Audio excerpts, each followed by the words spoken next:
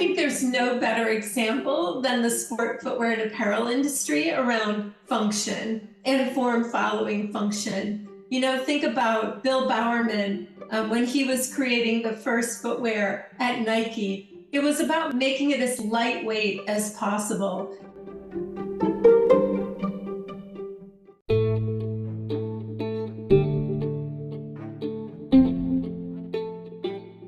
Hi everyone, thanks for tuning into Notes of Design. To help support our mission spread knowledge, we have a very special guest in today's episode. Let's welcome Karen Korellis, a design luminary with over 20 years of experience. Karen is an experienced creative executive and a design critic in architecture at Harvard's Graduate School of Design.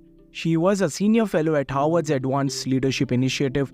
Prior to Harvard Leadership Initiative, she was a Vice President, Creative Direction plus Future at Reebok and Global Creative Director at Nike for 12 years, where she developed major product merchandising and brand strategy, solidifying Nike at the top of its industry. Karen is practicing activist committed to inclusion by design, ending gender bias in product design. In this episode, Karen shared her journey into design, empathizing curiosity, continuous learning, and resilience as key for beginners. Karen delved into her design process, revealing a behind-the-scenes look at creating new collections where balancing innovation with practicality is crucial. She highlighted the necessity of balancing form and function, especially when designing products that are both aesthetically pleasing and performance-oriented. Facing challenges head-on, Karen recounted overcoming obstacles through collaboration and a solution-focused approach, keeping the customers at the center. Later then, we spoke on discussing the impact of fast fashion, concerns over sustainability, and envisioned a future where emerging technologies and AI plays a pivotal role in creating personalized and sustainable fashion. We then concluded the show by Karen's book recommendations and her biggest inspiration in design space. Her insights in this episode provide a treasure trove of inspiration and guidance for anyone looking to navigate the ever-evolving landscape of design.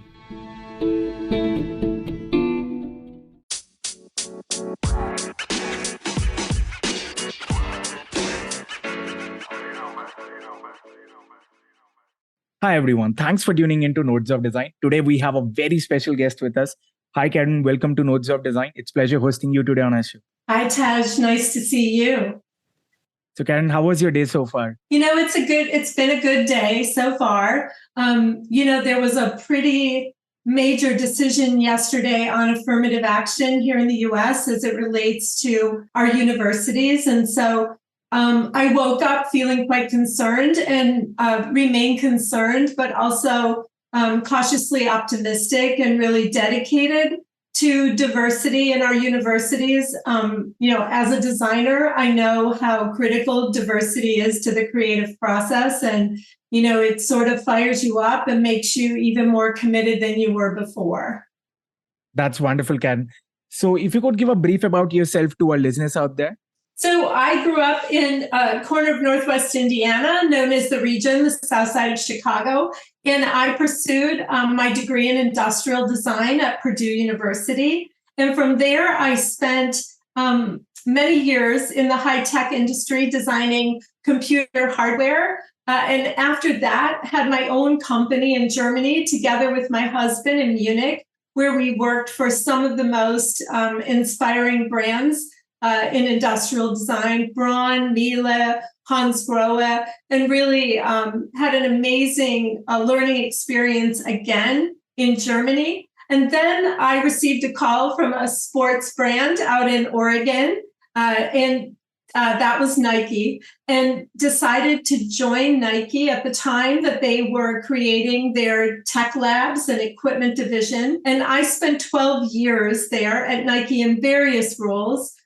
Moved back to the East Coast, and most recently was Vice President of Creative Direction and Innovation at Reebok until I made the pivot and decided to pursue a fellowship at Harvard where I could really take a look at the breadth of my experience and what I should be doing next. Thank you so much, Karen. What was your journey into design? Yeah, so I grew up in the corner of Northwest Indiana. It really is about the south side of Chicago. And I am the proud granddaughter of 4 Greek immigrants and attended Purdue University and, discovered industrial design, which has been my career for many, many decades in a drawing class in my second year at Purdue. And I had always dreamed of designing cars, but didn't quite know where I should go to study. And so was in more of an architecture illustration program. And a professor of mine named Peter Miller, who asked me if I had heard of industrial design, Tej, and I said I had not. And he said, it's like an architect for product. And I remember exactly where I was standing when he said that and said, you can be that. And he said, yes. And so I've never looked back from that career in industrial design, and actually finally met with Professor Miller again after that moment to thank him. Just this past week, someone was able to locate him for me many, many, many years later. So I have been a designer by training and practice for my entire career, and started in the computer industry in Boston, designing hardware for two companies that were quite notable here in New England, Wang Laboratories and Digital Equipment, and really love the idea of really bringing human-centric design and being concerned with things like aesthetics, when at the time it was a very engineering-driven industry. From there, I moved to Germany, to Munich, Germany. My husband is also a mechanical engineer, as you mentioned that you are. We had our own company for about 7 years. And, being in Germany as an American designer was so eye-opening, not just the cars, but the entire design philosophy and ethos of design there. And then I received a call about a position at Nike to join their equipment division when they were starting out. And I know many of those my colleagues there who I still have the utmost respect, ended up at Microsoft, some ended up at Dell, but worked in the equipment division, and then spent 12 years out at Nike in Oregon. Again, made the move to Boston, but really stayed focused on the sport, footwear, and apparel industry for the last 2 decades. Thank you so much, Karen. So how do you stay on top of industry emerging trends and design styles? I think as someone who spent most of their career on the corporate side and with well-known brands, I think first and foremost, you have to understand what your brand stands for, to understand what role it plays in the consumer's lives. And then really being laser focused on what the consumer, what your customer cares about. I believe there was a time where we followed trends or identified trends and really wanted to respond to trends. But I think that with the vast world that we live in now, with the interconnectivity, it's more important to even stay more focused and stay even, I would say more focused on your consumer and your brand. I think as designers, it's our role to really understand sort of the rigor and the data of what it's showing us about where our consumer is going, what the possibilities are, but also to know when we should react on our gut. And I think it's that combination that really keeps us, identifying to use your terminology, the industry's emerging trends, to identify what is relevant and what's meaningful for the area, the expertise, the brand you're working for. I also, somebody once told me many years ago to just keep an eye out for repetition and pattern. And as a designer, I think that's our superpower, is to connect the dots. So when you start to see an emerging pattern or an emerging trend, that's sort of the time to, press the pause button and look deeper. So I would say trust your gut, do the research, and those emerging trends that are most meaningful to what you're working on will reveal themselves. That's wonderful, Karen. So what is the design process like when creating a new footwear or apparel collection? Could you share with us some behind the scenes? Yeah, I think, as and I'll respond primarily as a creative director, right? So when you're when you're responsible for creative direction for an entire brand, and you're starting off the season, right? That metabolism of a season is relentless, right? Especially in the footwear and apparel industry.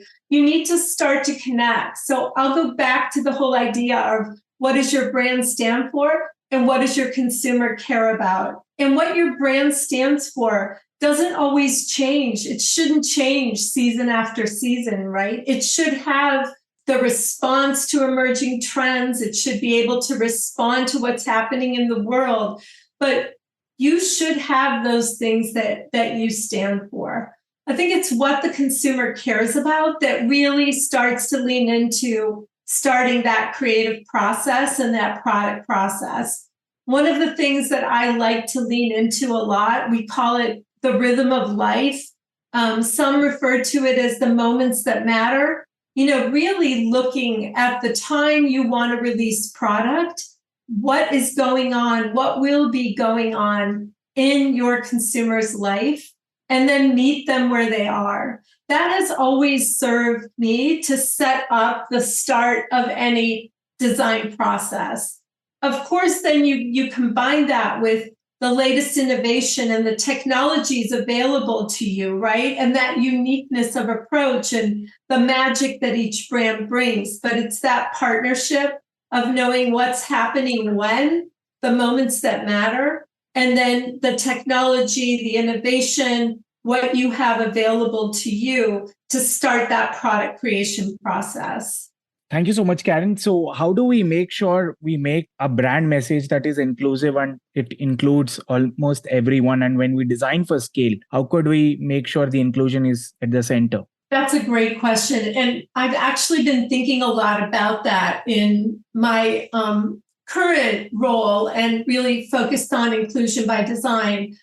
The design brief, Tej, is so important. And I think in many cases as designers, we feel that we are given the design brief, right? We are given the design brief and that this isn't a dialogue. And I would say the best and the most consistent pathway to being inclusive and to make sure we're designing for the right environment and the right audience is for the designer not only to understand and be able to absorb the brief, but also to be able to challenge the brief. And so that opportunity to challenge a brief before the design even starts is very, very powerful. In my experience, it's oftentimes looking at that brief and saying, who isn't included in that brief? Who are we missing in this brief? Who are we limiting from interaction? I think it's in those moments when we can tighten a design brief is when we become the most inclusive. And when we become the most inclusive, we're actually opening the aperture to a much wider audience. Thank you, Karen. So how do you balance form and function when designing products for performance and fashion? So I'm a form follows function designer. That's one of the reasons why I became an industrial designer, is that it really is the most important for me to design into form, to design form into the way something works. And I think that's what ultimately makes it beautiful. And that's what makes it a beautiful form.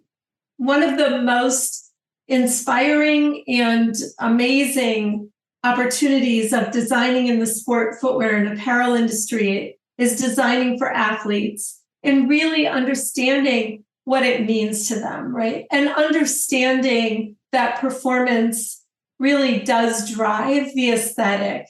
I think there's no better example than the sport, footwear, and apparel industry around function and form following function. Think about Bill Bowerman when he was creating the first footwear at Nike. It was about making it as lightweight as possible. And Tej, to this day, I don't know any athlete that has asked for heavier, product that is less breathable, less lightweight, right? Less comfortable. So I think all of those requirements are function.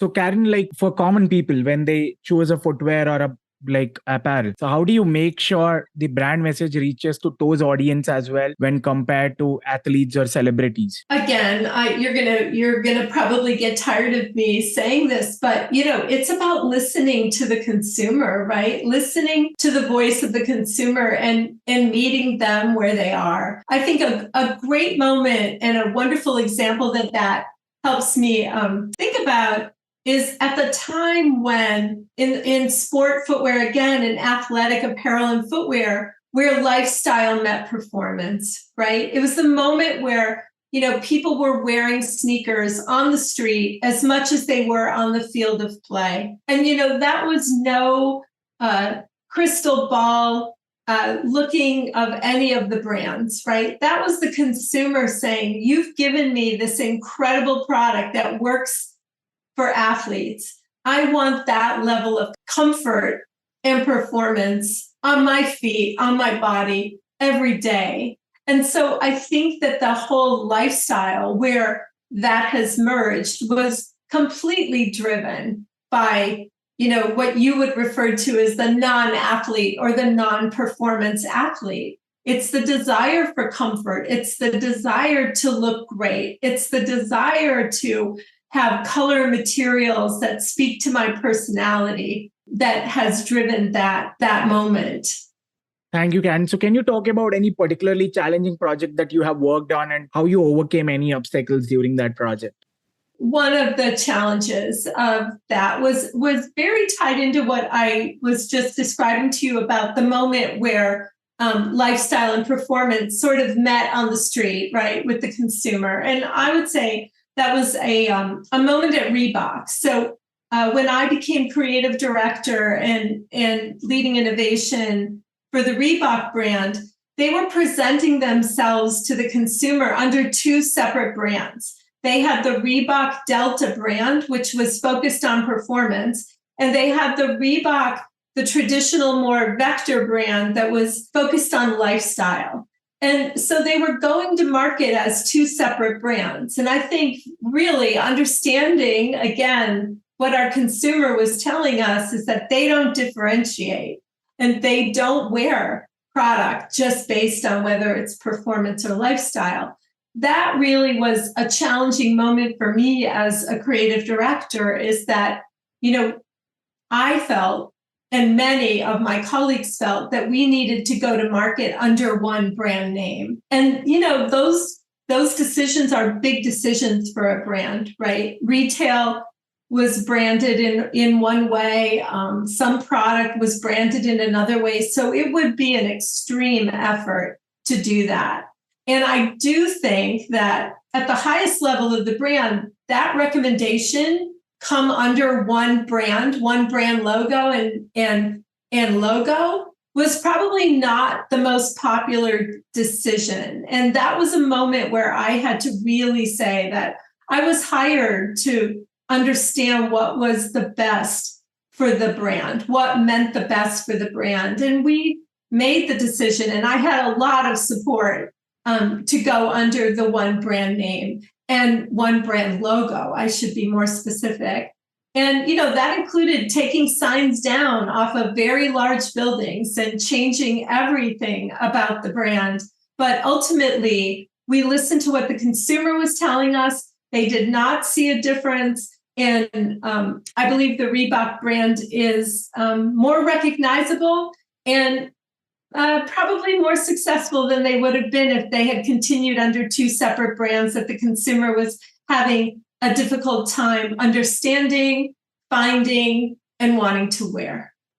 That's wonderful, Karen. So often in footwear and brand like apparels, people usually form communities. For example, let's take the example of Nike Air Jordans. So there's a community around that's been created with sneakerheads and it's been a continually evolving trend. So how do you think these communities drive brand decisions? Well, I can only say that if a brand is true to their community and understand the hearts and minds of that community, they will influence product and influence the brand. I believe in the power of observation and connectivity, and designers, that is again one of our secret weapons.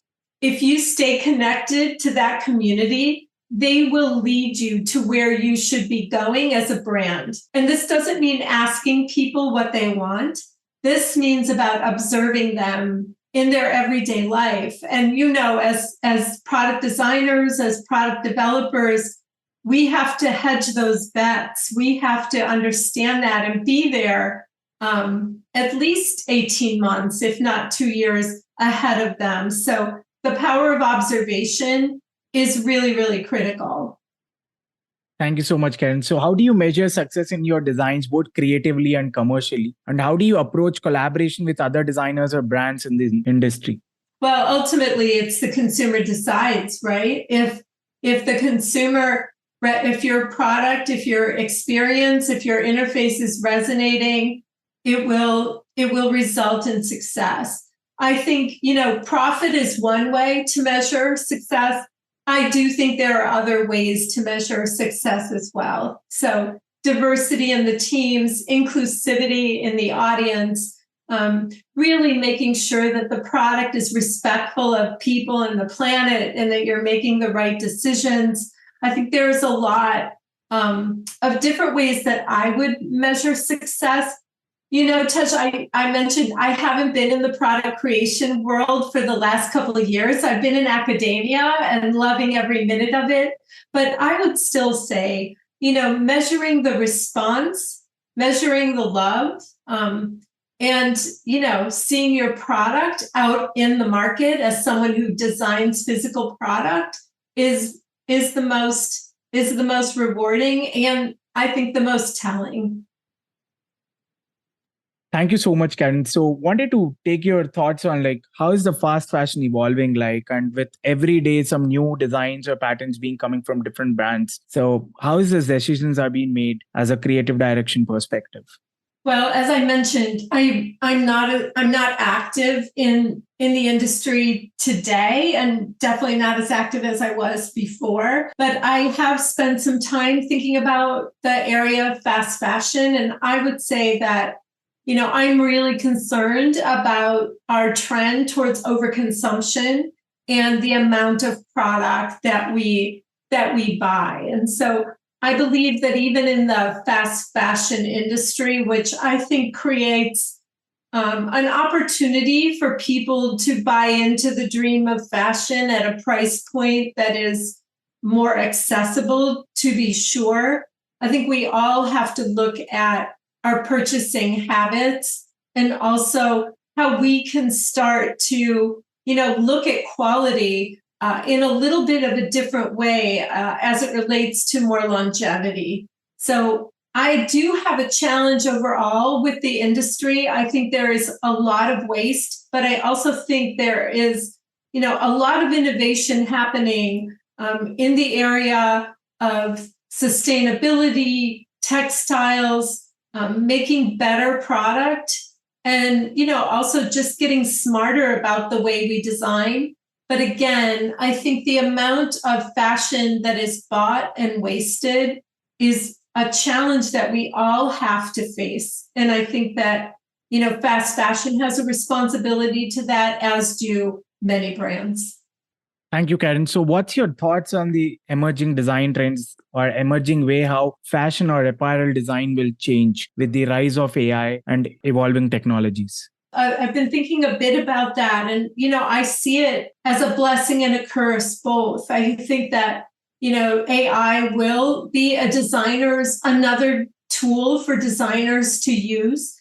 So I'm not ready to say that we should not look at it or not consider it. I think that, most designers, we tend to not want to copy. We want to be more original and do and create products, places, experiences that are new and better.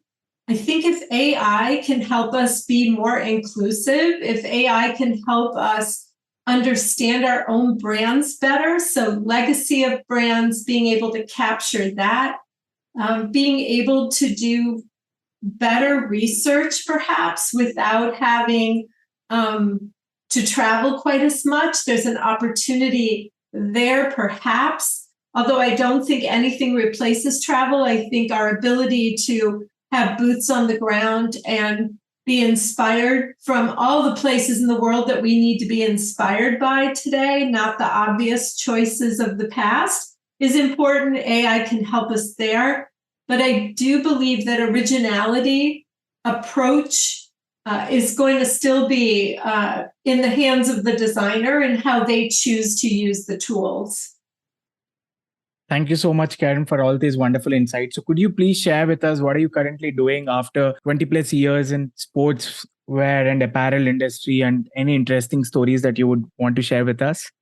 Yes, thank you. So I was part of the Harvard Advanced Leadership Initiative program, which was a 2-year fellowship for me.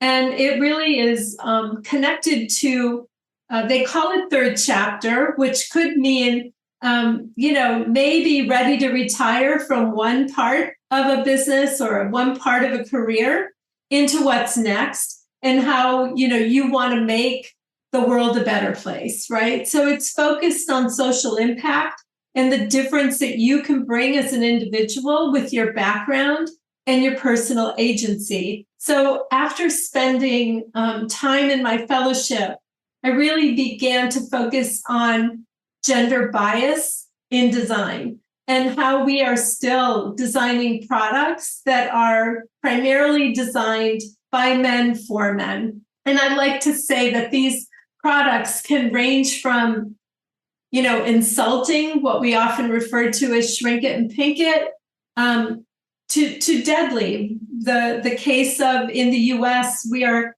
not testing with female crash test dummies in the driver's seat for safety, resulting in 73% more women being injured as a result, car accidents. And so I started to dig into that a little bit, Tejan, and had a few statistics that I found really disturbing, especially after having spent a career in design. That only 18% of practicing industrial designers in the US today are women.